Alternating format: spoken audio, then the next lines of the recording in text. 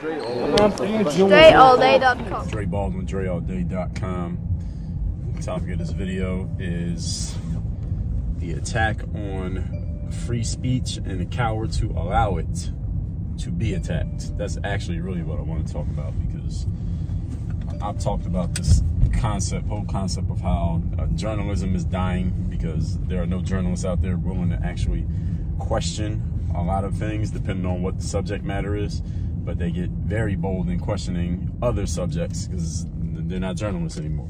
The very essence of journalism is being skeptical and questioning any story that's given to you and finding out what really happened. That's what a journalist is supposed to do.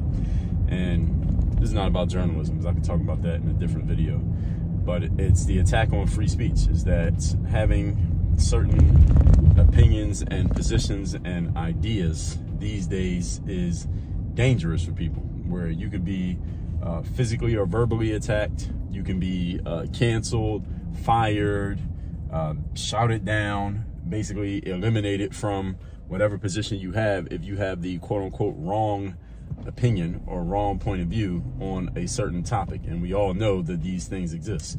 If you have let's say a conservative point of view, let's say a conservative, not necessarily politically conservative, but if you have a socially conservative point of view, if you have Christian principles, if you did have a politically conservative point of view, let's say you are a staunch Republican, let's say you're a MAGA Republican, let's say you're a big Trump supporter, you want to walk around with the Trump hat on, all of those things could, in the corporate world, in certain neighborhoods, in certain conversations in general, and in certain universities or college campuses, you could not exist if you had these opinions.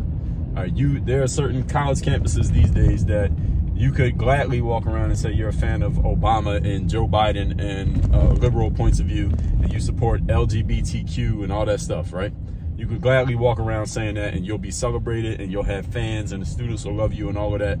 But if you, with the same credentials, same resume, same everything, came out and said, I'm a Republican and I'm going to vote for Trump in the next presidential election, you probably wouldn't be able to keep your job through the end of the semester. You get fired like the next week.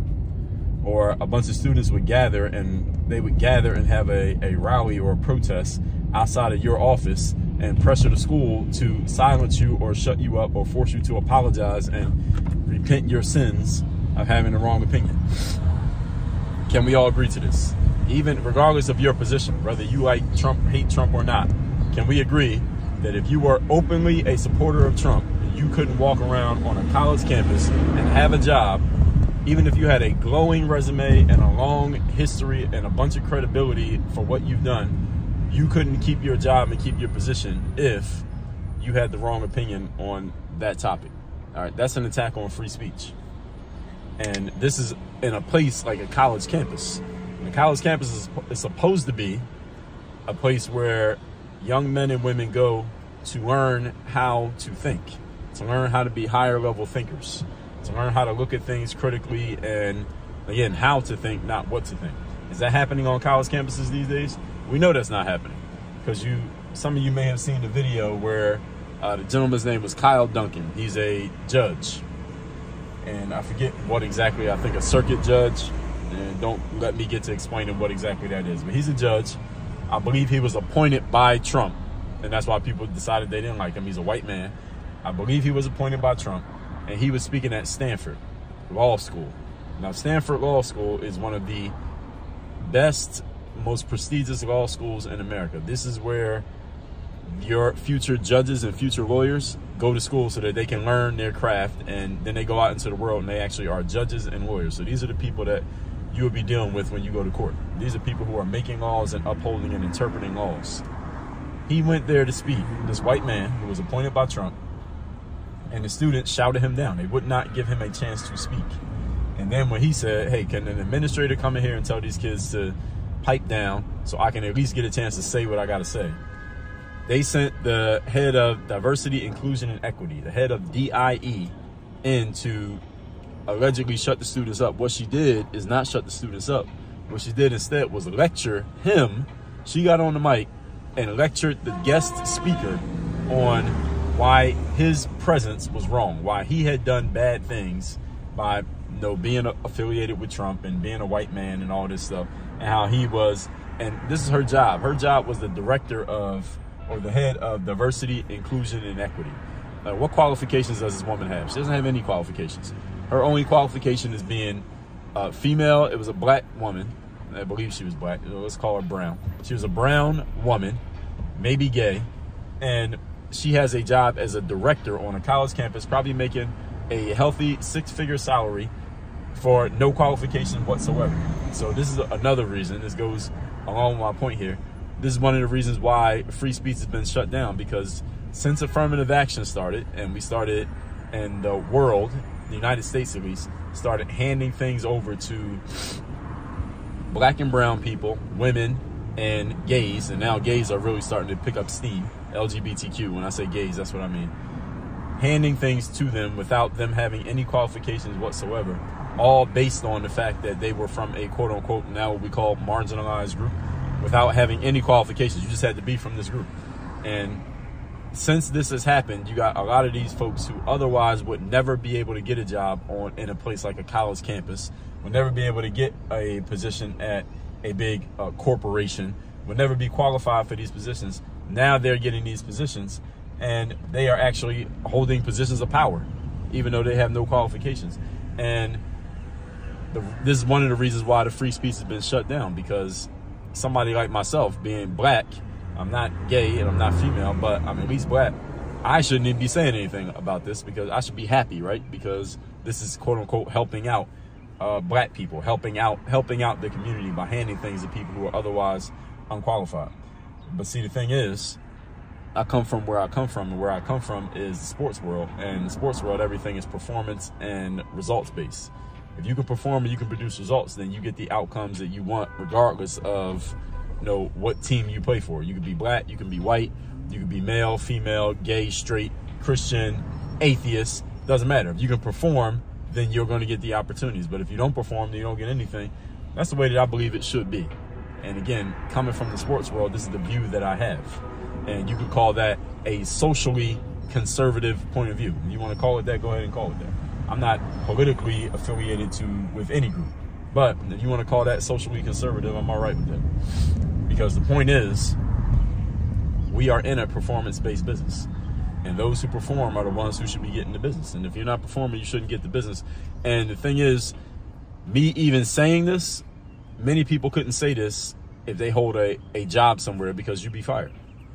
If you worked at a college campus where you're supposed to have the best thinkers in the world, where it's supposed to be the marketplace of ideas. I share an idea, you share an idea, we debate our ideas, we talk about the pros and cons and the merits of my idea versus your idea, and then we figure out which idea is better based on objective reasoning. If a college professor, let's say I was a college professor, right? I'm dressed like a professor right now, right? Let's say I was a college professor and I was driving to work right now at the University of Miami, because I'm in Miami. Let's say I was driving to my job at UM right now, and I made this video and said these things, and I put this video up on my Facebook or on my YouTube. By the end of this week, I might not have a job anymore. Now, what did I actually say that was wrong? Objectively, did I say anything that's actually wrong? I haven't said anything that's wrong. All I'm doing is questioning the thing that's happening. That they created, that corporations and colleges have created DIE departments to hand jobs to people who otherwise could never get a job in that corporation or never get a job on that campus. And if you say anything against it, you, who's actually qualified for your job, will lose your job because you're questioning the handouts being given to people who otherwise had not earned it. That's actually happening on college campuses and in corporations right now. And I have people in my university, people who are clients of mine who work in corporations.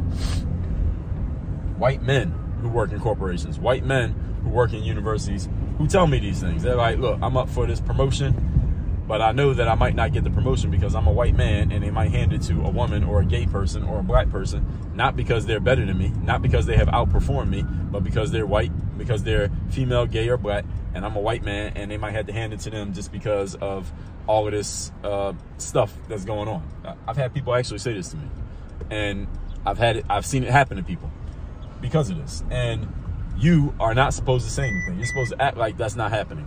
That's what we're supposed to do. We're supposed to act like we don't see this, act like this is not happening. And this is the challenge here. I'm not even talking about the fact that it's actually happening. I'm talking about nobody's even allowed to say anything. That's the crazy part. Nobody's allowed to even speak up and say, yo, this is crazy. This is not right. This shouldn't be happening this way. And if you do, you could get kicked out again, even if you're completely qualified, just because you said something. And this is something that I think everybody needs to be really vigilant about and paying attention to, because I don't see this slowing down right now. Because the group that has the most juice right now is not the women, is not the blacks, it's the gays, it's the LGBTQ. They're picking up a ton of steam to where now, and here's the other thing about with the gays picking up steam, is because you don't need to have any actually unchangeable characteristics to be part of that group. You can just decide one day, hey, I'm gay, and boom, you're in the group. You can decide, hey, I'm not a man, I'm a woman. I'm not a woman, I'm a man. And any of you follow social media, you see these stories. It's not everybody doing it, but you do see these stories. So some man decided he's a woman, or some guy gets convicted of a crime, and then when he's about to go to jail, he declares that he's a woman. So then they got to send him to the women's prison.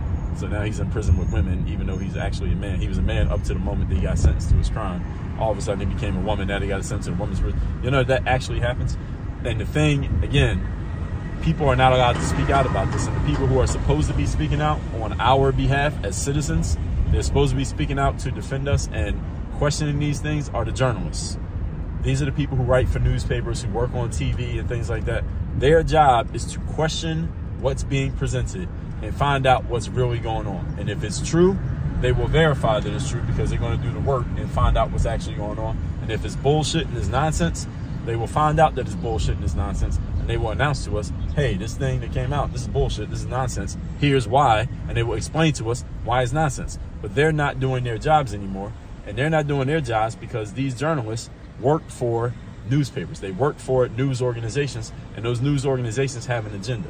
Their agenda back in the day used to be, we're going to give you the news, we're going to give you the truth, we're going to give it to you unfettered and unfiltered, however it is, whatever the truth is, we're going to give it to you. That's what journalists are supposed to do, is get to the truth no matter where it leads. Even if the truth upsets you, even if the truth throws people off of what they thought was the situation, even if the truth makes people upset or annoyed, or is not what you thought it was going to be, the truth is still the truth. Now, the truth does not have, the truth doesn't have an opinion. That's actually a good way of looking at it. But journalists these days are not doing that anymore, because the organizations that they work for have agendas, and those agendas need to be followed, whether that means selling people on some bullshit or not. So this is why you have sports alleged journalists working at places like ESPN who are not telling you the actual truth of what's going on. They're telling you their version of the truth in the way that they want to share it, and they're giving you hand-picked information based on what makes the most sense to fit the agenda of their bosses. And this is why journalism is dying. And the reason I started by talking about journalists, and I'm ending by talking about journalists, is because the job of the journalist traditionally in America, for those of you who don't know, their job is to do the research and the thinking and the questioning on behalf of the consumer. So their job is to take some story that got presented to us, and their job is to look at it, find out what's really going on, and then come back to people like you and I and say, here's what's really happening. All right, here's the news item that you heard about. I went and did the research. I found out what was really going on. Now let me tell you what really happened here. Here's what really took place. And then they go and report that back out to us. That's what a journalist is supposed to do. But they don't do that anymore, because again, they have a mandate from their bosses that you got to follow this storyline. We got to follow these talking points. We have to follow this agenda. So they are basically stripped of their journalistic integrity, and they're willing to be stripped by that journalistic integrity because they understand that if they don't follow the agenda of their bosses, well, same thing will happen to them will happen to you if you don't follow your boss's agenda. Those of you who have a job, what happens when you don't follow what the boss says? Well, you get fired. All right, and this is why, this is one of the ways, it's not the only way, but it's one of the ways that free speech is being attacked and destroyed and watered down and completely eliminated in our world today is because the people who have traditionally had the power to speak freely are no longer doing so. And a part of it is that it's being legislated against them by their bosses. Another part of it is people are just cowards. The other part is people are just cowards. Because let's say I was an independent journalist. Right? I don't call myself a journalist, but I speak more journalistically than a lot of journalists do today, people with actual titles of journalism. And let's say I just came out and I said, all right, this narrative was shared this way, but here's what actually happened. And what I share tells you the real story, and it goes against the grain of what people want to believe. I would be attacked by a bunch of people for saying the thing that I'm saying that goes against the grain. And I've had people, and now the attacks that I get would just be weak shit, like people leaving comments on YouTube, which is nothing. But you get what I'm saying. There are some people who don't have the fortitude to take that, right? They don't have the fortitude to have people coming at them in social media posts, comments, etc., or somebody making videos about you because they didn't like something that you said, things like that. These people are cowards. And part of the attack on free speech is that people don't have balls. Therefore, they're not willing to say what's true because they're afraid of being attacked for actually speaking the truth. That's the attack on free speech.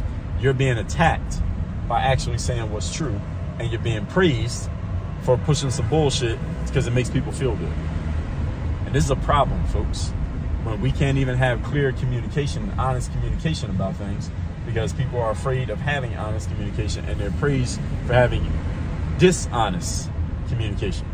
This becomes a big problem that only gets bigger over time as we have more and more cowards out there and fewer brave souls. So any of you who has the position and the power and the ability to actually speak something that's true, and you're not afraid of the backlash that might come from it, then I'm encouraging you, asking you, hoping that you are actually willing to use it. Because if we don't do this, we're going to have even more problems than we already got in society right now. So with all that said, text me and let me know best idea you got from this video right here. If you agree or disagree, you can let me know that as well. My number is 305-384-6894 and workonyourgameuniversity.com. That's where you can connect with people like myself and other high-level individuals who are serious about taking their game and their abilities to the next level and doing it on a consistent basis through mindset, strategy, systems, and execution. Whatever your subject matter happens to be, go to workonyourgameuniversity.com and you'll see your next step to getting into the world. Work on your game. Dre all day.